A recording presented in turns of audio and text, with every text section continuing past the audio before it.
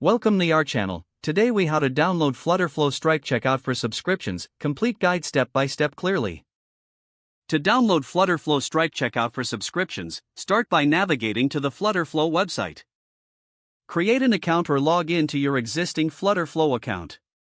Once logged in, go to your project dashboard.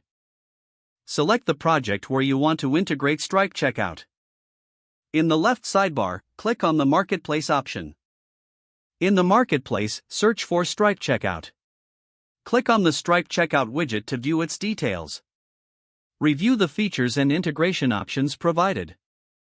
To download the widget, click on the Add to Project button. Confirm any necessary permissions or settings for the integration. After adding, go back to your project dashboard. Locate the UI Builder section in your project. Open your main application screen where you want to implement the checkout. Drag and drop the Stripe Checkout widget from the widget panel into your screen layout. Configure the widget settings by clicking on it in the layout. Input your Stripe API keys, which can be found in your Stripe dashboard. Set subscription details, such as plan duration and pricing.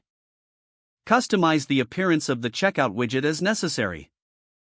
Preview your application to ensure that the Stripe checkout is functioning correctly. Test the integration by running the app in debug mode. Follow the prompts to complete a test subscription purchase. Make any adjustments based on your testing feedback. Once satisfied with the setup, proceed to publish your application. If the page does not load, refresh the browser or try again in a private or incognito window. Make sure you are using the correct email address, then retype it carefully to avoid small typos. If your password is not accepted, use the reset option and create a new strong password you can remember. Check your spam folder for verification or security emails, then complete any requested confirmation steps. Enable two-factor authentication if available to improve account security and reduce unauthorized access risk.